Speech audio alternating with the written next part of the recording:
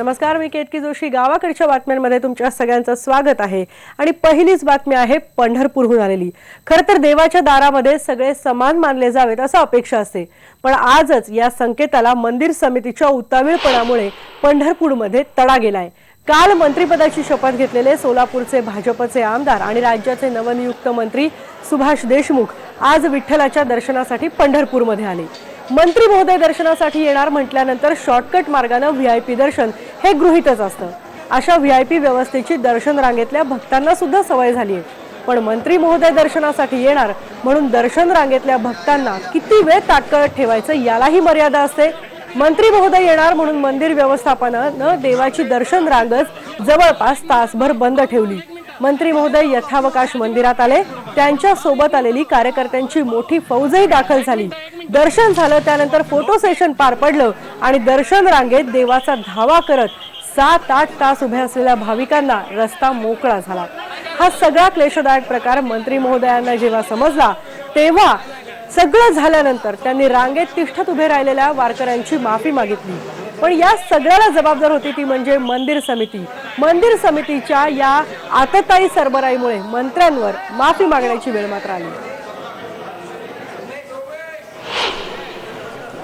मी प्रथम पांडुरंगाच्या सर्व भक्तांची मी माफी मागतो, कारण 5-10 मिनिट माझ्यामुळे त्यांना पाळीला थांबावं लागलेलं आहे. मला कधी हे मान्य नाही.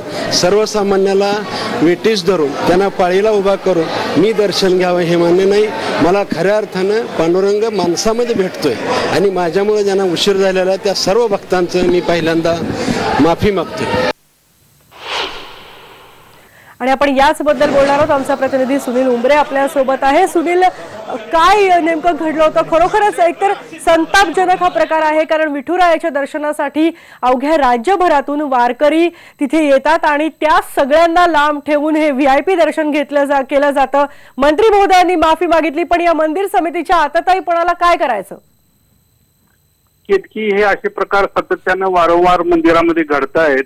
आता आषाढी वारीचा सोहळा आहे. जवळपास 2 लाखाहून अधिक भाविक पंढरपूरमध्ये आहेत आणि दर्शन रांगेत जवळपास 75 ते 1 लाख भाविक आहेत. 7 ते 8 तास सध्या दर्शनासाठी लागतायत. आणि अशा वेळी भर दुपारी गर्दीच्या वेळी मंदिर समितीनं मंत्री महोदय दर्शनासाठी येणार आहेत म्हटल्यानंतर ते कुठून येणार आहेत, किती वाजता मंदिरामध्ये पोहोचतील याची खातरजमा करून त्यांनी दर्शन रांग जी आहे ती बंद करायला हवी होती. मात्र कुणीतरी हौशी कार्यकर्त्यांनी त्यांना माहिती दिली आणि तातडीनं त्यांनी मंदिरचं जी दर्शन रांग आहे ती बंद केली आणि त्यांची वाट पाहत जवळपास तासभर वेळ या सगळ्या त्यांच्या शिष्टाईसाठी गेला. आणि दर्शन रांगेतील भाविकांना ताटकळत उभा राहावं लागला. वयोवृद्ध सगळे वारकरी असतात, 7-7, 8-8 तास उभा राहावं लागते. कुठेही दर्शन बारीमध्ये व्यवस्था नाही. आज तर दर्शन बारीतील वारकऱ्यांना पिण्याचं पाणी देखील मिळालं नाही. म्हणजे कोरड्या दशानी वारकरी दर्शनासाठी आतुरतेनं विठ्ठलाकडे पायी चालत असताना अशी जी आज व्हीआयपी ट्रीटमेंट दिली त्यामुळे संपूर्ण सगळ्या वारकऱ्यांमध्ये संताप व्यक्त होत होता. खरोखरच सगळ्यांनी संताप व्यक्त करण्याचीच नक्की ही गोष्ट आहे. माफी मागून केवळ या ज्या वारकऱ्यांचा वेळ वाया गेला, जी त्यांची दमछाक झालेली आहे, ती भरपाई कशी निघणार हा देखील एक प्रश्न आहे. आणि या व्हीआयपी दर्शन रांगांसाठी नेमकं काय करायचं, या व्हीआयपी दर्शनासाठी नेमकं काय करायचं हा देखील प्रश्न आहेच आहे. यानंतर पुढची बातमी आहे मेळघाटातली. आजीनं दिलेल्या डंब्यामुळे 7 महिन्यांच्या बाळाचा मृत्यू झाल्याचा दुर्दैवी प्रकार मेळघाटात घडलाय. मुख्य म्हणजे या बाळाच्या आजीनं हे डंबे म्हणजे चटके बाळावरच्या रागापोटी नव्हते दिले, तर त्याला बरं वाटावं म्हणून दिलं होतं. खरं तर 21वे शतक सुरू आहे, पण आज सुद्धा या आदिवासी भागामध्ये ही डंब्याची अंधश्रद्धा कमी झालेली नाही. शारीरिक आजार बरे व्हावेत म्हणून हे आजही डंबे दिले जातात आणि आपल्या अंगाखांद्यावर खेळणारा नातू आजारी पडला म्हणून या आजीचा जीव कासावीस होत होता. त्याचं पोट फुगलं आणि तो खेळेनासा झाला. त्याला लवकरात लवकर बरं वाटावं म्हणून ती काहीही करायला तयार होती आणि तिला सांगितलं गेलं की बाळाला डंबा द्या म्हणजे त्याला लवकर बरं वाटेल. या आजीनं डॉक्टरकडे न देता या मांत्रिकाच्या सांगण्यावरून डंबा दिला. एक नाही तर अनेक वेळा. पण यामुळे या बाळाला बरं वाटण्याऐवजी त्याची प्रकृती आणखीनच बिघडली आणि रुग्णालयात नेईपर्यंत उशीर झाला. तोपर्यंत न्यूमोनियानं बाळाचा जीव घेतला होता. डॉक्टरांनी मृत्यूचं कारण हे डंब्या असल्याचं सांगितलं, पण हा नेमका डंब्या आहे तरी काय, ज्यामुळे अवघ्या 7 महिन्याच्या या आमिर कासदेकरचा जीव गेला हे सुद्धा बघावं लागेल. बाळाला म्हणजे निमोनिया झालेला होता. निमोनिया झाल्यामुळे त्याला घरीच डम्मा दिले. डम्मा दिल्यामुळे त्याच्या शरीरामध्ये इन्फेक्शन झालं आणि अंगणवाडी सेविका व आशा यांना न सांगता त्यांनी घरीच उपचार केला आणि भरपूर शरीरावरती डम्मा दिले. आणि जेव्हा शेवटी त्याला त्रास होऊ लागला आणि त्यांनी मग आशाला सांगितले की बाळ रडत आहे. मग तेव्हा दवाखान्यात आणायला उशीर झाला आणि त्याचं दवाखान्यातच मृत्यू झाला. आदिवासी बहुल भागात अज्ञानतेमुळे आणि अंधश्रद्धेमुळे डम्म्याचे प्रकार घडत असून आरोग्य सेवा पुरवण्यात अपयशी पडत असून याला पूर्णतः अंधश्रद्धा आणि आदिवासींची अज्ञानता जबाबदार असून राज्यस्तरावरून विशेष कार्यक्रम राबवून यावर उपाययोजना करणे आवश्यक आहे. आणि आपण बघूयात नेमका हा डंबा म्हणजे काय आहे. मेळघाटामध्ये ज्या डंब्याचा बळी गेलाय, काय ही अघोरी प्रथा आहे ते आपण बघूयात. मेळघाटामध्ये कोणताही आजार बरा करण्यासाठी ही चटके देण्याची प्रथा आहे. गावातला मांत्रिक जो असतो तो तापलेल्या कोयत्यानं रुग्णांना चटके देतो. अगदी मोठ्यांपासून ते नवजात बालकांपर्यंत हे चटके दिले जातात. जिथे दुखतं तिथे हे चटके दिले जातात. अंधश्रद्धेला खतपाणी ही देणारी ही प्रथा जी आहे ही राजरोसपणे मेळघाटात अजूनही सुरू आहे. डॉक्टर ऐवजी मांत्रिकाकडे जाऊन त्याचे उपचार घेतले जातात.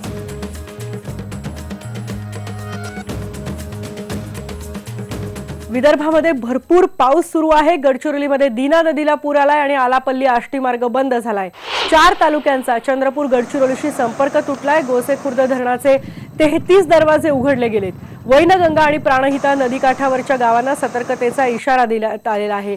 हा फटका जो आहे हा भामरागड आणि अहेरी तसंच एटापल्ली या तालुक्यांना बसलाय आणि 4 तालुक्यातल्या 250 गावांचा जवळपास संपर्क तुटलाय.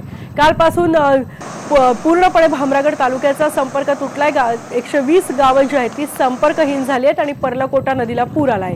त्याचप्रमाणे भामरागडला संपूर्ण जगाशी जोडणारा जो मोठा पूल आहे तो पाण्याखाली गेलाय आणि इथल्या पाण्याच्या पातळीत वाढ होते. त्यामुळे सतर्कतेचा इशाराही देण्यात आलेला आहे. या मार्गावरची वाहतूक पूर्णपणे बंद झाली आहे. डॉक्टर प्रकाश आमटे यांच्या लोकबिरादरी प्रकल्पाला तर बेटाचं रूप आलंय. गेल्या 5 दिवसांपासून दडी मारलेल्या पावसानं परभणी जिल्ह्यात पुन्हा हजेरी लावली आहे आणि आज सकाळपासून जिल्ह्यात संततधार सुरू आहे.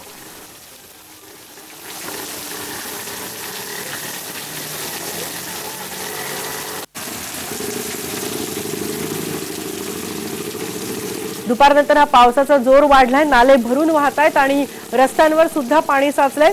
परभणी शहरासह पाथरी, मानवत, सेलू तालुक्यांमध्ये सुद्धा जोरदार पाऊस सुरू आहे. यानंतर आपण गावाकडच्या बातम्यांमध्ये इथे एक ब्रेक घेतोय. ब्रेक नंतर इतर घडामोडी पाहूया.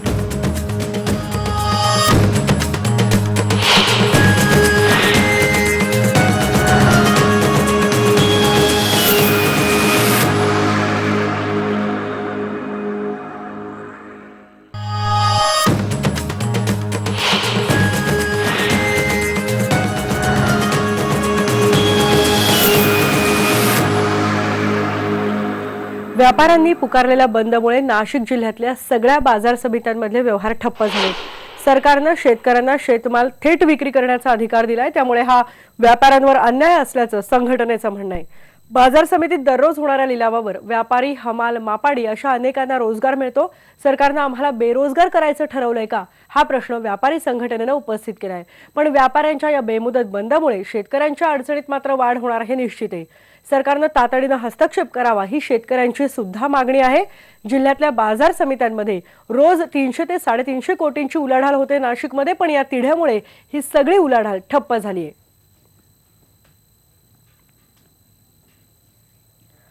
पावसाळ्यात कोकणात धुवाधार पाऊस असतो आणि त्यामुळे कोकणातली गावं कमालीची गाठून जातात.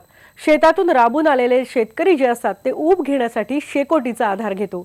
आपण बघणार आहोत दिनेश केळुसकरचा हा वेगळा एक स्पेशल रिपोर्ट. पावसातला गारठा काय असतो ते अनुभवायचं असेल तर तुम्हाला कोकणात जावंच लागेल. त्यातही तळ कोकणातील सिंधुदुर्गातल्या चौकुळ गावात तर जायलाच हवं. इथली बेरडवाडी ही अशीच गारठली आहे आणि घराघरात शेकोट्या सुरू झाल्यात. ऊब मिळवण्यासाठी घरातली सगळी माणसं शेकोटी समोर बसलेली दिसतात. बेरडवाडीतील ही घरं तर मातीचीच, म्हणूनच या घरांच्या भिंती तांबेट गवतानं झाकल्या जातात.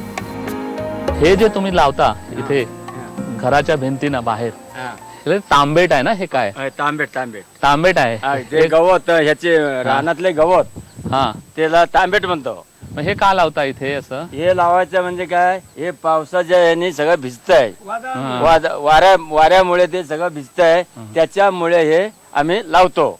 आणि ते त्यानं वादळ असलेलं आत जात नाही, याच्या कारणासाठी आम्ही हे लावतो. तुम्ही घरामध्ये कसा बचाव करतात? मग काय करायचं, थंडीमुळे हे धग पेटवायचे, शिगडी पेटवायची, लाकडं लावायची आणि धग पेटवून बसायचे.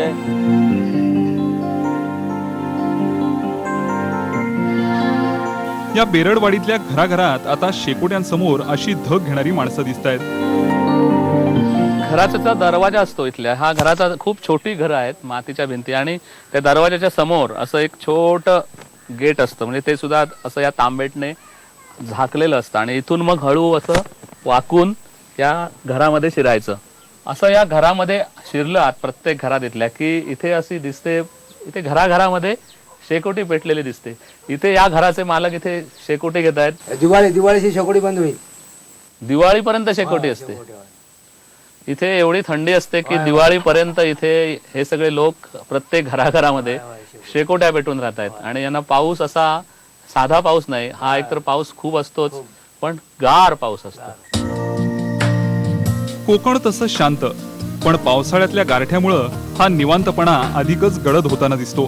पुढचे 3 महिने हे गाव आणि इथली माणसं पाऊस, वारा आणि धुक्यात अशीच गारठून जाणार असली तरीही हा त्यांच्या रोजच्या जगण्याचा भाग आहे. व्हिडिओ जर्नलिस्ट विजय बासुदकर सह दिनेश केळुसकर, IBN लोकमत, सिंधुदुर्ग. आणि यानंतर आपण गावाकडच्या बातम्यांमध्ये पुन्हा एक ब्रेक घेतोय. पहा फक्त IBN लोकमत.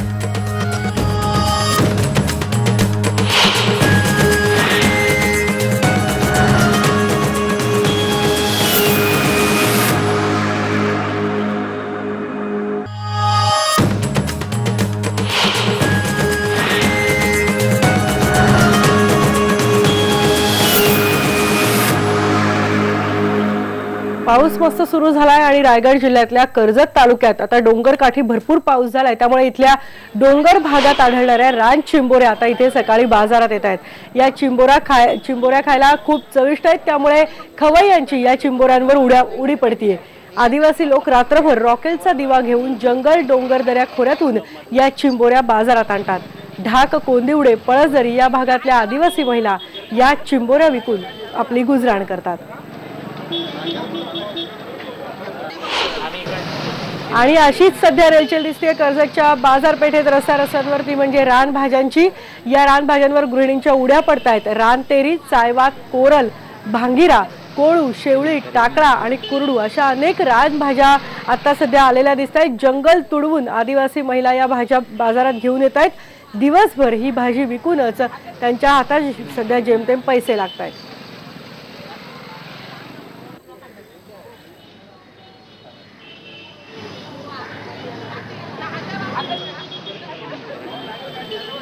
आपण बघतोय कर्जतच्या या बाजारपेठेमध्ये सध्या खवय्यांना जर तुम्हाला चांगला विकेंड घालवायचा असेल तर तुम्हाला कर्जतला जायला हरकत नाही आहे, कारण एकीकडे मस्त या रान चिंबोऱ्या आलेल्या आहेत. ताज्या या रान चिंबोऱ्या आहेत ज्या खवय्यांच्या खूप आवडत्या आहेत. आणि दुसरीकडे आपण बघतोय तर रान भाज्या सुद्धा सध्या भरपूर दिसत आहेत. आणि त्यामुळेच जर तुम्हाला चविष्ट असं विकेंड घालवायचं असेल तर कर्जतला जायला हरकत नाही.